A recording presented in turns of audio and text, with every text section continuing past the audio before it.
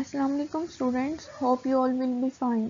Welcome to the part 3 of video lectures about the chemistry of carboxylic acids.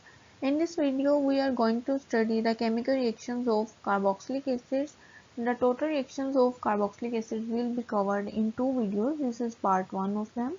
Let's start today's video. Carboxylic acids में चूंकि carboxyl functional group होता है, that is a combination of two other functional groups, जिसमें एक carbonyl है और दूसरा hydroxyl है, और इन दोनों के मिलने से कार्बोक्सिल फंक्शनल ग्रुप बनता है। तो ये हमारे पास तीन तरह के रिएक्शन देता है carboxylic acid. First type of reaction is जिसमें क्या आपका OH बॉन्ड जो है कार्बोक्सिल का वो इन्वॉल्व होता है। OH बॉन्ड जो है वो इन्वॉल्व होने का मतलब है कि OH बॉन्ड ब्रेक होगा, हाइड्रोजन जो है वो यहाँ से रिलीज होगा और हाइड्रोजन की जगह पे कोई और ग्रुप आके इंट्रोड्यूस हो जाएगा। हाइड्रोजन चूंकि एज ए प्रोटॉन रिमूव होता है यहाँ से, तो हम कह सकते हैं कि ये वाले जो फर्स्ट टाइप के रिएक्शन है इसमें carboxylic acid as an acid behave करता है। और इसमें जो रिएक्शंस आते हैं वो है एसिड का रिएक्शन विद बेस, एसिड का रिएक्शन विद सोडियम मेटल। इसमें हम देखेंगे कि हाइड्रोजन गैस जो है वो रिलीज होती है। देन हम देखेंगे इसके reactions with carbonates and bicarbonates. इसमें कार्बन डाइऑक्साइड जो है वो इवॉल्व होगी। तो ये सब जो रिएक्शन है ये तब रिएक्शन होते हैं जबकि आपका OH बॉन्ड जो है वो ब्रेक होता है। सेकेंड टाइप देख लेते हैं। सेकेंड टाइप में आपका जो कार्बोनाइल है उसके ऊपर कोई भी न्यूक्लियोफाइल आके अटैक करता है और OH जो है with the lone pair leave कर जाता है। मीन कि एक तरह के न्यूक्लियोफिलिक सब्स्टिट्यूशन रिएक्शन होते हैं, और ये वैसे ही रिएक्शन है जैसे कि अल्काइल हैलाइड्स देते हैं। अल्काइल हैलाइड्स जिनमें कोई भी न्यूक्लियोफाइल आके कार्बन के ऊपर अटैक करता है और वहाँ से halogen group as a leaving group जो है वो रिमूव हो जाता होता था। तो उसी तरह के रिएक्शन देते हैं। इसमें जो कार्बोनाइल वाली कार्बन है वहाँ पे न्यूक्लियोफाइल इंट्रोड्यूस होता है और OH वहीं से रिमूव हो जाता है। तो थर्ड टाइप देखते हैं कार्बोक्सिलिक एसिड के रिएक्शन की। ये वो रिएक्शंस होते हैं जिसमें आपका होल ग्रुप इन्वॉल्व होता है, पूरे का पूरा कार्बोक्सिलिक ग्रुप इन्वॉल्व होता है। तो इसमें मोस्टली जो रिएक्शंस आएंगे वो रिडक्शंस आएंगे, क्योंकि ये वाला जो कार्बोनाइल की कार्बन है ये रिड्यूस हो जाती है किसी भी एल्डिहाइड में, देन अल्कोहल में, और कुछ ऐसे भी रिएक्शन होते हैं जिसमें ये अल्टीमेटली अल्केन में रिड्यूस हो जाती है। तो ये थ्री बेसिक टाइप्स हैं। अब वन बाय वन रिएक्शंस को देखते हैं। फर्स्ट रिएक्शन आता है जी salt formation reaction. Salt formation reaction है। अब इस रिएक्शन में कार्बोक्सिलिक एसिड जो है एज एन एसिड बिहेव करने वाला है। इसमें हम एक्वस सॉल्यूशन लेते हैं किसी भी कार्बोक्सिलिक एसिड का, उसका रिएक्शन करवा लेते हैं मॉडरेटली एक्टिव मेटल के साथ, जैसा कि हम कैल्शियम को यूज़ कर सकते हैं, मैग्नीशियम यूज़ कर सकते हैं, जिंक या एल्यूमिनियम को यूज़ किया जा सकता है। या इसके अलावा अगर तो हम मेटल के साथ रिएक्शन नहीं करवाते तो यहाँ हम इसका रिएक्शन करवा सकते हैं किसी भी बेस के साथ, किसी भी आर्हीनियस की बेस के साथ।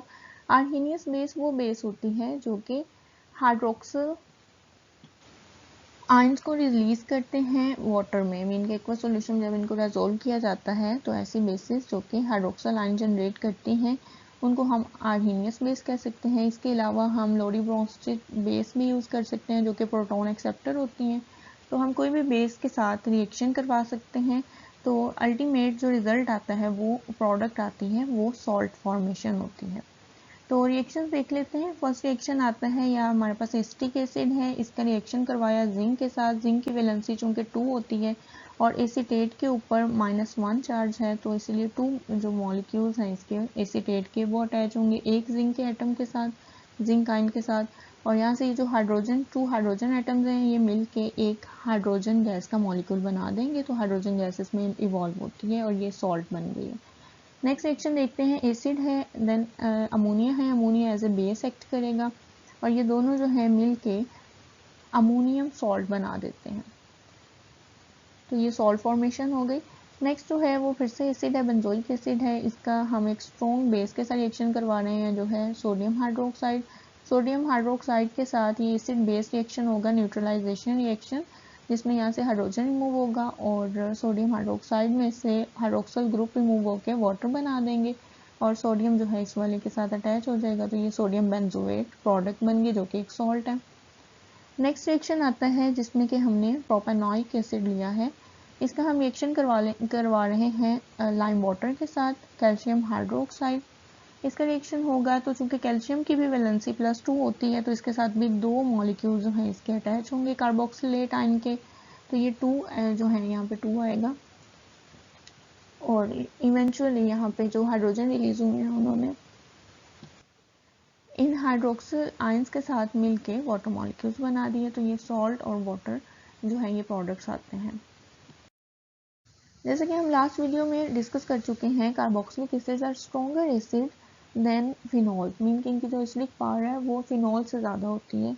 तो फिनॉल जो है ये बहुत स्ट्रॉन्ग एसिड्स नहीं है, तो ये वीक बेस के साथ रिएक्ट नहीं कर सकती, इसीलिए फिनॉल जो है वो सोडियम बाइकार्बोनेट के साथ रिएक्शन नहीं देती, इसके साथ कोई भी इसका रिएक्शन नहीं होता। जबकि एसिड चूँकि फिनॉल से ज़्यादा हाई या स्ट्रॉन्ग एसिडिक प्रॉपर्टी रखते हैं, इसलिए ये इस वीक बेस के साथ भी रिएक्ट करता है। तो अल्टीमेटली यहाँ से कार्बन डाइऑक्साइड का एक मॉलिक्यूल रिलीज़ होता है, एक वाटर मॉलिक्यूल रिलीज़ होता है, और यहाँ पे हाइड्रोजन की जगह पे सोडियम आ जाता है, सोडियम एसीटेट सॉल्ट बनती है। तो इस तरह से इनका रिएक्शन हो जाता है। तो ये वाला जो टेस्ट है, रिएक्शन विद सोडियम बाइकार्बोनेट, इसको यूज़ किया जाता है to differentiate between carboxylic acid and phenol. Phenol इसके साथ रिएक्ट नहीं करेंगे, जबकि कार्बोक्सिलिक एसिड है वो इसके साथ रिएक्ट कर जाएगा। तो इस तरह से इनकी डिस्टिंग्विशिंग हो जाएगी कि कौन सा कार्बोक्सिलिक एसिड है और कौन सा फिनोल है। और जब भी कार्बोक्सिलिक एसिड को डिसॉल्व करवाया जाएगा सोडियम बाइकार्बोनेट के सॉल्यूशन में, तो एवोल्यूशन होगी with evolution of carbon dioxide. तो ये भी इंडिकेट कर देगा कि यहाँ पे रिएक्शन हुआ है, जबकि फिनॉल में ऐसा कोई भी एवोल्यूशन या एफरवेसेंस नहीं होगी, तो जो कि इंडिकेट करेगा कि इसमें रिएक्शन नहीं हुआ, तो ये फिनॉल प्रेजेंट है। नेक्स्ट ये जो सॉल्ट बनती है सोडियम एसीटेट, इसको हम बैक एसिटिक एसिड में कन्वर्ट कर सकते हैं by treating it with the acid. इसका हम रिएक्शन देख लेते हैं। ये हमारे पास सोडियम एसीटेट है, इसका रिएक्शन करवाया एसिड के साथ, HCl के साथ, तो सोडियम क्लोराइड बन जाएगा और हाइड्रोजन वापस यहाँ पर आ जाएगा, एसिटिक एसिड बन जाएगा। इस तरह से एसिटिक एसिड को हम दोबारा से ऑब्टेन कर सकते हैं। कार्बोक्सिलिक एसिड की सॉल्ट्स मीन के किसी भी मेटल के साथ जब इसका रिएक्शन करवाते हैं तो जो भी सॉल्ट बनती हैं वो सॉल्ट्स की प्रॉपर्टी देख लेते हैं। वो नॉन वोलाटाइल होती हैं, मीन के उनके जो मेल्टिंग पॉइंट्स हैं वो हाई होते हैं और बॉइलिंग पॉइंट भी हाई होते हैं। इसके अलावा वो क्रिस्टलाइन सॉलिड्स होती हैं, मीन के वो सॉलिड फॉर्म में एग्जिस्ट करती हैं और क्रिस्टल्स बना की फॉर्म में होती हैं। इसके अलावा उनके नेचर जो है आयनिक नेचर होती हैं, मीन के जो मेटल और एसीटेट की ऑक्सीजन है उसके दरमियान में आयनिक बॉन्ड होता है। नेक्स्ट हम देख लेते हैं कि डिफरेंट तरह के सॉल्ट्स जो कि बनती हैं उनमें से कुछ सोलुबल होती हैं वाटर में, कुछ इनसोलुबल होती हैं। तो अमोनियम और अल्कली मेटल सॉल्ट जो हैं डिफरेंट कार्बोक्सिलिक एसिड्स की, वो वाटर में सोलुबल होती हैं, जबकि वो नॉन पोलर सॉल्वेंट्स में, जैसे कि आपके पास benzene, ether, carbon tetrachloride, chloroform वगैरह होते हैं, ऐसे सॉल्वेंट्स में वो इनसोलुबल होती हैं। जबकि हमारे पास जो सॉल्ट्स होती हैं कैल्शियम मैग्नीशियम की या इसके अलावा और हैवी मेटल्स की, जैसे कि सिल्वर हो सकता है, कॉपर, आयरन वगैरह, इनकी जो सॉल्ट्स होती हैं वो वाटर इनसोलुबल होती हैं। और चूंकि वो वाटर इनसोलुबल होती हैं तो वो जैसे ही ये रिएक्शन होता है इन मेटल्स के साथ कार्बोक्सिलिक एसिड का, तो प्रेसिपिटेट फॉर्म होते हैं, स्पेसिफिक कलर के प्रेसिपिटेट बनते हैं। जैसे कि एग्जांपल देख लेते हैं, पोटाशियम ऑक्सालेट है हमारे पास। पोटाशियम ऑक्सालेट क्या रिएक्शन करवाते हैं कैल्शियम क्लोराइड के साथ के सॉल्यूशन के साथ, तो यहाँ पर कैल्शियम आ गया पोटाशियम की जगह पे, तो ये इस तरह से कैल्शियम ऑक्सालेट बन गया और साथ में 2KCl के मॉलिक्यूल्स बनते हैं। तो ये जो सॉल्ट बनी है, ये वाली जो सॉल्ट थी जो कि पोटाशियम की सॉल्ट थी, ये तो सोलुबल थी, जैसे कि हम पहले पढ़ चुके हैं अल्कली मेटल की जो सॉल्ट्स हैं वो सोलुबल होती हैं इन वाटर, जबकि ये वाली अब जो कैल्शियम की सॉल्ट बनी है ये इनसोलुबल है, तो ये प्रेसिपिटेट बन जाते हैं इस रिएक्शन में। नेक्स्ट हमारे पास आता है सोडियम स्टीरेट। सोडियम स्टीरिएट जिसमें जो कि एक सोलुबल सॉल्ट है और ये एक फैटी एसिड की सॉल्ट है, मीन कि ये एक सोप है। जैसा कि हमें ऑलरेडी पता है कि सोप क्या होता है कि सोडियम या potassium salt of different fatty acid, तो ये भी एक स्टीरिक एसिड फैटी एसिड होता है, इसकी सॉल्ट है सोडियम स्टीरिएट।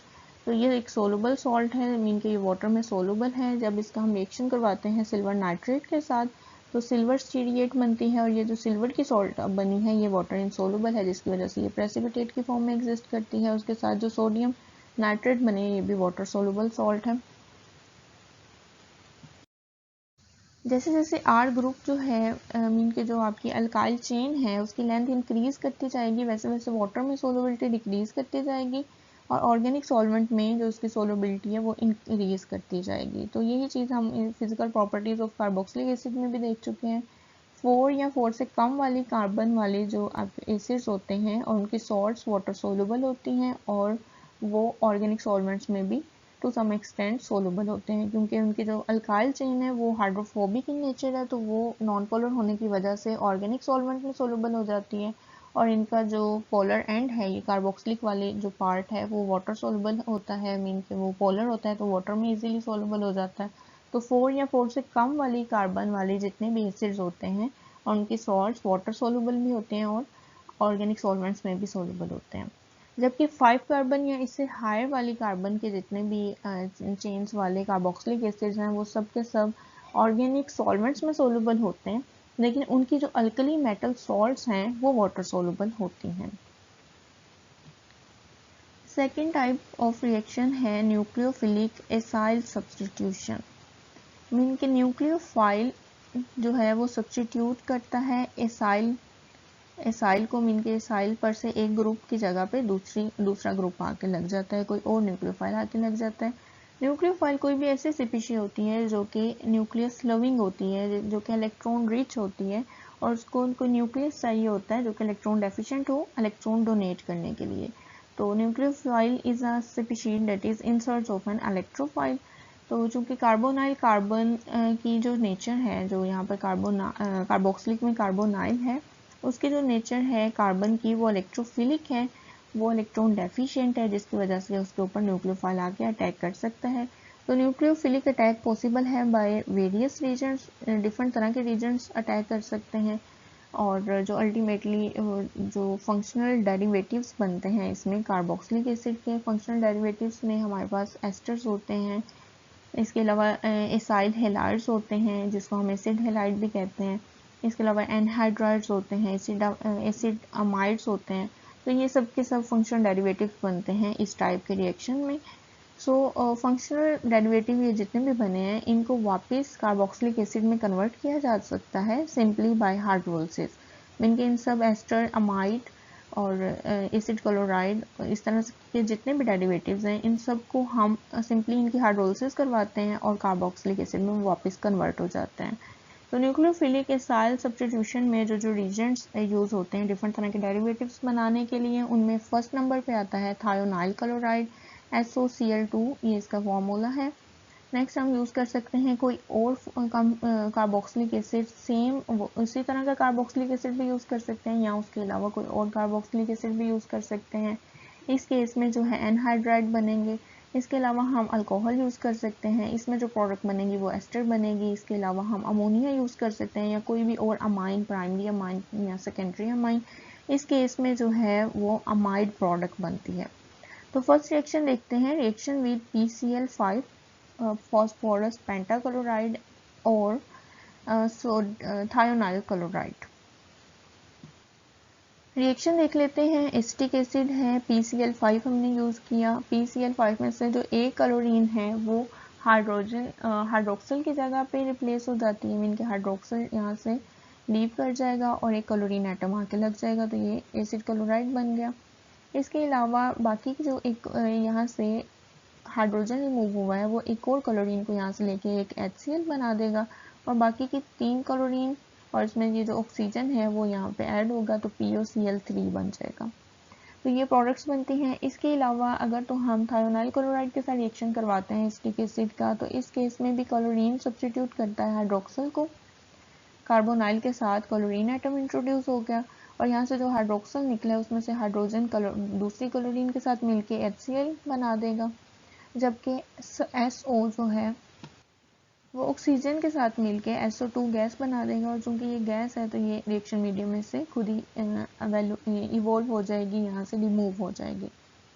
तो इसमें जो प्रोडक्ट आता है वो एसिड क्लोराइड होता है। इस रिएक्शन का हम मैकेनिज्म देख लेते हैं। मैकेनिज्म मीन के series of steps that are to be followed to convert a specific type of reactant into products. तो ये आपके पास कार्बोक्सिलिक एसिड है फर्स्ट रिएक्टेंट और ये आपके पास रीजेंट है थायोनाइल क्लोराइड। फर्स्ट स्टेप में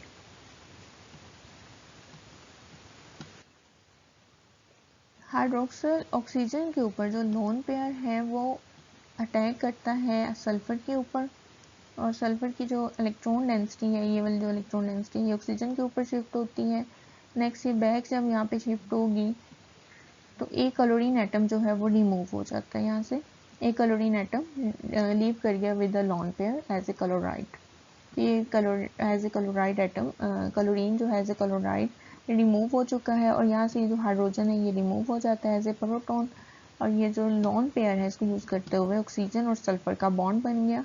ये आपके पास ये एक बॉन्ड बन गया है। इस तरह से ये रिएजेंट और आपका जो फर्स्ट वाला रिएक्टेंट है वो अटैच हो जाते हैं।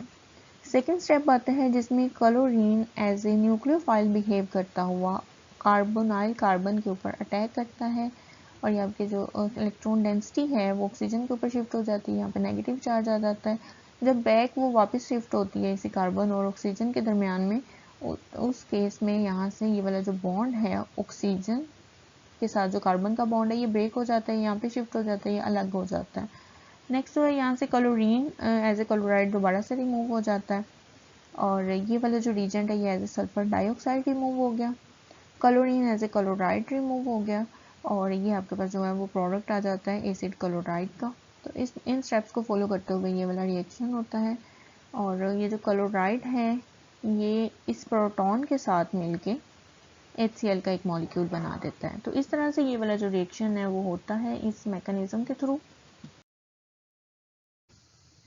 न्यूक्लियोफिलिक एसाइल सब्स्टिट्यूशन में सेकेंड रिएक्शन देखते हैं, रिएक्शन विद अल्कोहल। अल्कोहल को एज ए रीजेंट यूज करने वाले हैं, और इस रिएक्शन को एस्टेरिफिकेशन रिएक्शन भी कहते हैं क्योंकि इसमें एस्टर फॉर्मेशन होती है, एसिड होता है, और साथ हम अल्कोहल का रिएक्शन करवाते हैं। यहाँ पे हमने एथेनॉल लिया हुआ है, और in the presence of N acid catalyst इसके जो प्रोडक्ट बनती है वो एक एस्टर बनता है। एस्टर में ये वाला फंक्शनल ग्रुप होता है जिसमें कार्बोनाइल कार्बन है और साथ में एक ऑक्सीजन लगी हुई है, और कार्बन और ऑक्सीजन दोनों के साथ RR ग्रुप लगे हुए होते हैं। यहाँ से OH ग्रुप रिमूव होता है, और अल्कोहल में से हाइड्रोजन ग्रुप रिमूव होता है, उस तरह से एक वाटर मॉलिक्यूल बन जाता है, और ये दोनों जो ग्रुप्स हैं आपस में यूनाइट कर जाते हैं। इतना जो ग्रुप है लेफ्ट साइड वाला ये एसिटिक एसिड से आया है, और जो राइट साइड वाला ग्रुप है ये अल्कोहल से आया है। और ये रिएक्शन जो है रिवर्सिबल है, मीन के reaction at the same time forward direction में भी जा रहा होता है और रिवर्स डायरेक्शन में भी जा रहा होता है। इस रिएक्शन का मैकेनिज्म देख लेते हैं। फर्स्ट स्टेप होता है protonation of carboxylic acid. Carboxylic की जो कार्बोनाइल की ऑक्सीजन है वहाँ पे प्रोटोनेशन होती है, प्रोटॉन ऐड होता है, और ये भी रिवर्सिबल स्टेप है। इसमें जितने भी स्टेप्स होंगे मैकेनिज्म में भी वो सब के सब रिवर्सिबल ही होते हैं। नेक्स्ट है अटैक ऑफ अल्कोहल। अल्कोहल जो है वो अटैक करता है इसी कार्बन के ऊपर, और इसके रिजल्ट में ये जो पॉजिटिव चार्ज आया था ड्यू टू प्रोटोनेशन ऑक्सीजन के ऊपर, इसके वापस इसकी जो इलेक्ट्रॉन डेंसिटी इसको शिफ्ट कर दी जाती है। तो इस तरह से ये वाला इसका बॉन्ड सिंगल बॉन्ड में ही कन्वर्ट हो गया। नेक्स्ट स्टेप में जब ये आके यहाँ पे अटैच हो चुका है, यहाँ पे ऑक्सीजन के थ्रू अटैच हो गया है अल्कोहल, तो यहाँ पर ऑक्सीजन के ऊपर चूंकि पॉजिटिव चार्ज है, ऑक्सीजन पहले न्यूट्रल थी, लेकिन चूंकि इसने अपने लोन पेयर को यूज़ करते हुए यहाँ से अटैक किया एज ए न्यूक्लियोफाइल एक्ट करते हुए, तो अब इसके ऊपर पॉजिटिव चार्ज आ गया क्योंकि ऑक्सीजन के 3 बॉन्ड्स बने हुए हैं। नेक्स्ट स्टेप में हाइड्रोजन ट्रांसफ़र होता है, मीन के जो हाइड्रोजन आयन प्रोटॉन ट्रांसफ़र होता है कि यहाँ से जो ऑक्सीजन है वो अपना लोन पेयर यूज़ करते हुए हाइड्रोक्सल का यहाँ से प्रोटॉन को ले लेता है, और ये वाला जो बॉन्ड है ये ऑक्सीजन के ऊपर शिफ्ट हो जाता है। ऑक्सीजन का जो पॉजिटिव चार्ज है वो रिमूव हो जाता है, इस तरह से यहाँ पे OH2 बन जाता है, और यहाँ पे ऑक्सीजन पे पॉजिटिव चार्ज आ गया। नेक्स्ट स्टेप में यही जो दूसरे वाला हाइड्रोक्सल है उसके जो ऑक्सीजन वो अपने लोन पेयर यहाँ पे शिफ्ट करती है, और ये वाला जो सब्स्टिट्यूएंट है जो वाटर यहाँ से रिमूव कर जाता है। तो फाइनल जो प्रोडक्ट आती है वो कुछ इस तरह से होती है कि CH3 ग्रुप होता है, साथ में कार्बन, और कार्बन के साथ जो है ऑक्सीजन डबली बॉन्डेड अटैच है। नेक्स्ट उसके एक ऑक्सीजन के साथ बॉन्ड है, और C2H5 जो ग्रुप है वो अटैच हो चुका है, और लास्ट स्टेप में जो है वाटर रिमूव हुआ था और एक प्रोटॉन रिमूव हुआ था इस वाली ऑक्सीजन में से। तो ये आप एक स्टेप में शो करवा सकते हैं या 2 स्टेप्स में भी इसको शो करवा सकते हैं, लेकिन जो फाइनल प्रोडक्ट है वो आपके पास एस्टर ही आता है। एस्टर्स को देख लेते हैं। एस्टर्स की फ्रूटी स्मेल होती है, और इनको हम आर्टिफिशियल फ्लेवर्स के तौर पर यूज़ करते हैं। कुछ एग्जांपल्स दिखाई गई हैं। एमाइल ब्यूटाइरेट है, इसकी स्मेल और जो इसका फ्लेवर है वो एप्रिकॉट जैसा होता है और डिफरेंट फ्रूट से ये इनके जो स्मेल्स और इनकी जो फ्रेगरेंस कह सकते हैं, तो फ्रेगरेंस और इनका जो फ्लेवर है वो डिफरेंट फ्रूट से मैच करते हैं। तो इमाइल ब्यूटाइरेट एप्रिकॉट जैसा फ्लेवर है और स्मेल भी उसी तरह की है। बेंजल्डिहाइड जैस्मीन जैसा होता है इसका फ्लेवर। नेक्स्ट इमाइल एसीटेट है, इसका बनाना जैसा फ्लेवर होता है। एथाइल ब्यूटाइरेट, इसका फ्लेवर जो है वो पाइनएप्पल लाइक होता है। थर्ड रिएक्शन देख लेते हैं, रिएक्शन विद अमोनिया और अमाइन। डिफरेंट तरह के हम अमाइंस यूज़ कर सकते हैं, डिपेंड करता है कि हम प्रोडक्ट कौन सा बनाना चाह रहे हैं। तो ये जो रिएक्शन है इसमें जो प्रोडक्ट आती है वो अमाइड आता है। रिएक्शन देख लेते हैं, कार्बोक्सिलिक कंपाउंड है, अमोनिया का एक मॉलिक्यूल है, इसका रिएक्शन हुआ तो अमोनियम सॉल्ट बन गई। इनके अमोनिया जो है वो कम्प्लीटली इसके अंदर ऐड हो गया तो ये अमोनियम सॉल्ट बन चुकी है। देन आप इसको हीट करते हैं तो हीट करने पे इसमें से 2 हाइड्रोजन यहाँ से और 1 ऑक्सीजन यहाँ से रिमूव हो जाती है। तो ये जो है वाटर रिमूव होता है और बाकी जो स्पीशीज रह जाती है वो अमाइड बना देती है। मीन के कार्बोनाइल कार्बन है और उसके साथ एक अमाइन ग्रुप अटैच है, इसको हम अमाइड ग्रुप कहते हैं। अमाइड फॉर्मेशन का रिएक्शन देख लेते हैं। फर्स्ट स्टेप में अमोनिया का मॉलिक्यूल आके अटैक करता है, एज ए न्यूक्लियोफाइल बिहेव करता है। ये इसका जो लोन पेयर है इसको यूज़ करके कार्बोनाइल कार्बन जो कि इलेक्ट्रॉन डेफिशिएंट है, इसके ऊपर पार्शियल पॉजिटिव चार्ज उसके ऊपर अटैक करेगा और ऑक्सीजन के ऊपर इलेक्ट्रॉन डेंसिटी शिफ्ट हो जाएगी। मीन के जो डबल बॉन्ड है ये ऑक्सीजन के ऊपर शिफ्ट हो जाएगा तो कुछ इस तरह का स्ट्रक्चर आएगा। नाइट्रोजन के ऊपर अभी पॉजिटिव चार्ज आया हुआ है क्योंकि नाइट्रोजन यहाँ पे अब 4 बॉन्ड्स बनाए हुए हैं। नाइट्रोजन मैक्सिमम 3 बॉन्ड्स बना सकते हैं और अगर तो वो 4 बॉन्ड बना रहा है तो उसका मतलब उसके ऊपर पॉजिटिव चार्ज आएगा। तो फर्स्ट स्टेप था अटैक ऑफ न्यूक्लियोफाइल।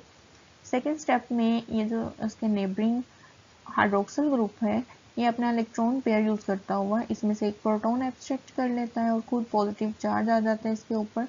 तो इस तरह से अमाइन जो ग्रुप है वो उसके ऊपर जो पॉजिटिव चार्ज था नाइट्रोजन के ऊपर वो रिमूव हो गया। लास्ट स्टेप में जो इलेक्ट्रॉन डेंसिटी है वो यहाँ पर वापस शिफ्ट करेगा ऑक्सीजन और ये जो वाटर है ये वाला ग्रुप है ये एज अ वाटर यहाँ से रिमूव हो जाएगा। मीन कि ये जो लास्ट स्टेप है ये डिहाइड्रेशन का स्टेप है जिसको हम एलिमिनेशन ऑफ वाटर भी कह सकते हैं। वाटर का एक मॉलिक्यूल रिमूव हो गया और फाइनल जो आपके पास प्रोडक्ट आई है वो अमाइड प्रोडक्ट आई है। लास्ट रिएक्शन देख लेते हैं, reaction with another carboxylic acid. इसमें जो प्रोडक्ट आती है वो एनहाइड्राइड होता है। एनहाइड्राइड का फॉर्मूला कुछ इस तरह से होता है, 2 कार्बोनाइल ग्रुप होते हैं, दोनों के साथ दोनों साइड्स पे एक साइड पे जो है वो अल्काइल ग्रुप अटैच होता है और सेंटर में ऑक्सीजन के थ्रू ये आपस में जुड़े होते हैं। तो हम ये भी कह सकते हैं कि ये डिहाइड्रेशन ऑफ कार्बोक्सिलिक एसिड है। मीन के 2 कार्बोक्सिलिक एसिड जो कि सिमिलर भी हो सकते हैं और डिफरेंट भी हो सकते हैं, उनमें से एक वाटर मॉलिक्यूल रिमूव होता है। फॉर एग्जांपल इसमें से आप हाइड्रोजन रिमूव करवा रहे हैं और ये सेकंड वाले मॉलिक्यूल में से एक हाइड्रोक्सिल रिमूव करवा रहे हैं तो ये वाटर मॉलिक्यूल रिमूव हो जाता है, बाकी ये वाला जो ऑक्सीजन है इसका बॉन्ड बन जाता है इस कार्बन के साथ। तो इस तरह से ये एनहाइड्राइड जो है उसकी फॉर्मेशन होती है। अब इसका रिएक्शन करवाने के लिए डिफरेंट तरह के डिहाइड्रेटिंग एजेंट्स यूज़ हो सकते हैं, जैसे फॉस्फोरस पेंटाऑक्साइड है, इसके अलावा कंसनट्रेटेड H2SO4 यूज़ कर सकते हैं या जितने भी आपके पास डिहाइड्रेटिंग एजेंट हैं depending upon the availability use किए जा सकते हैं। तो यहाँ पे एनहाइड्राइड की फॉर्मेशन हुई, 2 मॉलिक्यूल्स जो हैं कार्बोक्सिलिक एसिड के वो यूनाइट कर गए with elimination of 1 water molecule. यहाँ तक थे nucleophilic acyl substitution reactions. Next third type का रिएक्शन है जिसमें पूरे का पूरा कार्बोक्सिल ग्रुप इन्वॉल्व होता है, जिसमें फर्स्ट रिएक्शन आ जाता है reduction of carboxylic acids. Mean के हम कार्बोक्सिलिक एसिड की रिडक्शन करवाने वाले हैं। रिडक्शन मीन के एडिशन ऑफ हाइड्रोजन और एडिशन ऑफ इलेक्ट्रॉन और रिमूवल ऑफ ऑक्सीजन, या हम इस तरह से भी कह सकते हैं that decrease in oxidation state is called reduction. तो हम डिफरेंट तरह के रिड्यूसिंग एजेंट्स यूज़ कर सकते हैं for the reduction of carboxylic acids.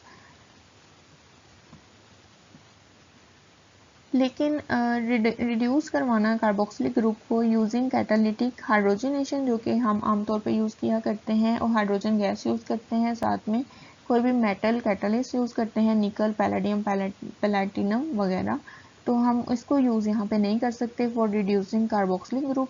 इसके अलावा हम सोडियम मेटल और अल्कोहल का combination as a reducing agent use करते हैं, वो भी यहाँ पे हम यूज़ नहीं कर सकते। तो हम यहाँ पे यूज़ करेंगे रीजन रिड्यूसिंग एजेंट के तौर पर लिथियम एल्यूमिनियम हाइड्राइड को, और लिथियम एल्यूमिनियम हाइड्राइड को यूज़ करने से कार्बोक्सिलिक ग्रुप फ़ौरन से प्राइमरी अल्कोहल में रिड्यूस हो जाता है। इस रिएक्शन का मैकेनिज्म देख लेते हैं। लिथियम एल्यूमिनियम हाइड्राइड, चूँकि ये एक आयनिक कंपाउंड है कि इसमें लिथियम के ऊपर पॉजिटिव चार्ज है और एल्यूमिनियम हाइड्राइड के ऊपर नेगेटिव चार्ज है। तो जब हम इसको सॉल्यूशन में वाटर में डिसोसिएट करवाएंगे, डिसॉल्व करवाएंगे, तो ये डिसोसिएट हो जाएगा, आयोनाइज हो जाएगा, लिथियम आयन अलग हो जाएंगे और जो एल्यूमिनियम टेट्राहाइड्राइड आयन है वो सेपरेट हो जाएंगे। तो कुछ इस तरह का आपके पास एनाइन बनता है और यही एक्चुअल में आपका सीपीसी है जो कि as a reducing agent act करने वाली है। यहाँ पे hydrogen with the lone pair, पहले हम जितने भी मोस्टली जो रिएक्शन देखते हैं उसमें हाइड्रोजन का जब भी ट्रांसफर होता है वो विदाउट लोन पेयर होता है, मीन कि वो अपने इलेक्ट्रॉन छोड़ के वहाँ से लीव करता है, लेकिन यहाँ से वो विद इलेक्ट्रॉन पेयर यहाँ से लीव करेगा और जब वो यहाँ से लीव करके एज ए हाइड्राइड यहाँ पर अटैक करता है, मीन कि हम कह सकते हैं it is the attack of nucleophile, that is hydride carbon के ऊपर अटैक करेगा, कार्बोनल कार्बन के ऊपर इसके इलेक्ट्रॉन डेंसिटी इधर शिफ्ट हो जाएगी ऑक्सीजन पे, इधर नेगेटिव चार्ज आएगा। नेक्स्ट स्टेप में ऑक्सीजन अपनी इलेक्ट्रॉन डेंसिटी वापस शिफ्ट करेगी यहाँ पे और हाइड्रोक्सिल आयन जो है वो यहाँ से रिमूव हो जाएगा। तो ये एल्डिहाइड बन गया, मीन कि हम कह सकते हैं अगर तो आर ग्रुप मिथाइल ग्रुप है तो ये एसिटाल्डिहाइड बन गया है, मीन कि आपका जो कार्बोक्सिलिक एसिड का ग्रुप था वो एल्डिहाइड में कन्वर्ट हो चुका है। यहाँ पे नेगेटिव चार्ज आएगा, hydroxyl as a hydroxyl ion remove हुआ है।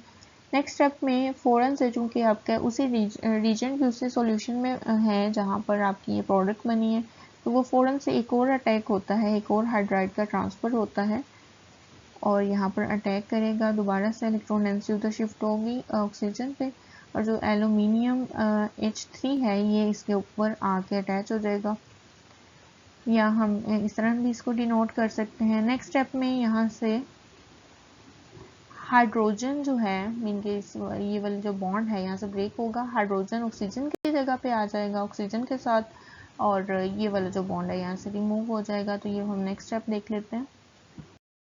मैकेनिज्म में नेक्स्ट स्टेप्स देख लेते हैं। चूँकि रिएक्शन मीडियम में बहुत सारे reactant molecules at a time present हैं और बहुत सारे रिएजेंट मॉलिक्यूल्स हैं, मीन के रिड्यूसिंग एजेंट के जो मॉलिक्यूल्स हैं वो भी बहुत सारे प्रेजेंट हैं, तो एट ए टाइम डिफरेंट तरह के मॉलिक्यूल्स में रिएक्शन स्टार्ट हो गया होता है और डिफरेंट तरह की species eight a time present होती हैं। तो डिफरेंट ये रिएक्शंस होते हैं, एक चेन रिएक्शन टाइप हो जाता है जिसमें प्रोडक्ट्स भी बनती रहती हैं और रिएक्शन भी कंटिन्यू रहता है। तो उसके स्टेप्स देख लेते हैं। यहाँ पे ये वाली वो स्पीशी है जो कि लास्ट स्टेप में हमारे पास बनी है। नेक्स्ट इस वाली स्पीशी में ये जो हाइड्रोजन है ये एज ए हाइड्राइड अटैक करेगा एक नए मॉलिक्यूल के ऊपर कार्बोक्सिलिक ग्रुप के। तो इस तरह से ये वाली जो स्पीशी है ये कन्वर्ट हो जाएगी इसमें, ये वही स्पीशी है जो कि हमारे पास पहले बनी थी और ये जो फर्स्ट वाली स्पीशी है ये इसमें कन्वर्ट हो जाएगी जिसमें कि हाइड्रोजन पहले यहाँ पे 3 थे और यहाँ पे अब हाइड्रोजन जो है वो 2 अटैच हैं एल्यूमिनियम के साथ। तो ये वाली जो स्पीशी है ये दोबारा से इलेक्ट्रॉन यहाँ पे डोनेट होंगे, हाइड्रोक्सिल ग्रुप रिमूव होगा, ये एक एल्डिहाइड का मॉलिक्यूल बन जाएगा। तो नेक्स्ट स्टेप में एक और रिड्यूसिंग एजेंट का मॉलिक्यूल आएगा जो कि यहाँ पे इसके ऊपर नेगेटिव चार्ज है, तो ये एज ए हाइड्राइड इसके ऊपर अटैक करेगा और वापस जो है इसकी इलेक्ट्रॉन डेंसिटी ऑक्सीजन पे शिफ्ट होगी और ऑक्सीजन पे जैसे ही चार्ज आएगा तो वो एल्यूमिनियम के साथ जो है ये बॉन्ड हो जाएगा। तो जो फाइनल स्पीशी आएगी वो कुछ इस तरह की आएगी कि एल्यूमिनियम 2 मॉलिक्यूल्स के साथ अटैच है, एक ये वाला मॉलिक्यूल ये वाला और सेकेंड मॉलिक्यूल ये वाला, जो कि दोनों सेम तरह के मॉलिक्यूल्स हैं। नेक्स्ट स्टेप में यही वाले स्टेप्स फॉलो होते हैं। अगर तो हम इस वाले मॉलिक्यूल को इस तरह से लिख दें कि इसमें RCH2O ग्रुप 2 अटैच हैं जो कि एल्यूमिनियम के साथ हैं, तो 2 और मॉलिक्यूल आएंगे कार्बोक्सिलिक ग्रुप के और 2 और मॉलिक्यूल आएंगे रिएजेंट के, रिड्यूसिंग एजेंट के। तो इस तरह से जो रिएक्शन होगा, फाइनल जो प्रोडक्ट है यही वाले स्टेप्स जो हैं ये फॉलो होंगे।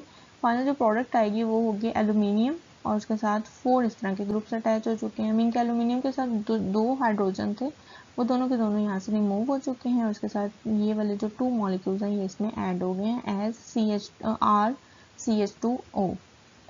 तो यहाँ तक जब रिएक्शन हो जाता है तो नेक्स्ट जो स्टेप है उसमें होती है हाइड्रोलिसिस। हाइड्रोलिसिस में एल्यूमिनियम जो है वो सेपरेट हो जाएगा यहाँ से, और जितने भी ऑक्सीजन्स हैं, मीन कि ये जितनी भी स्पीशीज हैं, 4 स्पीशीज हैं, तो 4 ऑक्सीजन की प्रोटोनेशन हो जाएंगे और ये आपके पास प्राइमरी अल्कोहल के 4 मॉलिक्यूल्स बन जाएंगे। तो ये कुछ इस तरह से मैकेनिज्म फॉलो किया जाता है for the reduction of carboxylic acids. इस रिएक्शन में जो रिएक्टेंट यूज़ किया गया था वो कार्बोक्सिलिक एसिड था और जो प्रोडक्ट आती है वो अल्कोहल होते हैं। लेकिन ये रिएक्शन सिंथेटिकली इतना ज़्यादा इंपॉर्टेंट नहीं है क्योंकि अल्कोहल जो हैं वो ज़्यादा रेडिली प्रेजेंट हैं, ज़्यादा इजीली अवेलेबल होते हैं, तो इसीलिए एसिड्स को अल्कोहल में कन्वर्ट करने का कोई खास फ़ायदा नहीं होता।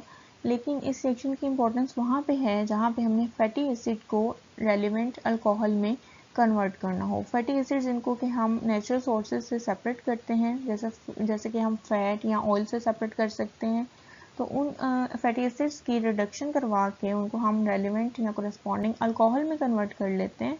और वो वाले जो अल्कोहल हैं जो कि लॉन्ग चेन वाले अल्कोहल होंगे वो वाले लेस रेडीली अवेलेबल होते हैं। तो इनकी एप्लीकेशन जो है वो उनके लिए है कि जब हम फैटी एसिड को कन्वर्ट करना चाह रहे हों कोरेस्पॉन्डिंग अल्कोहल्स में।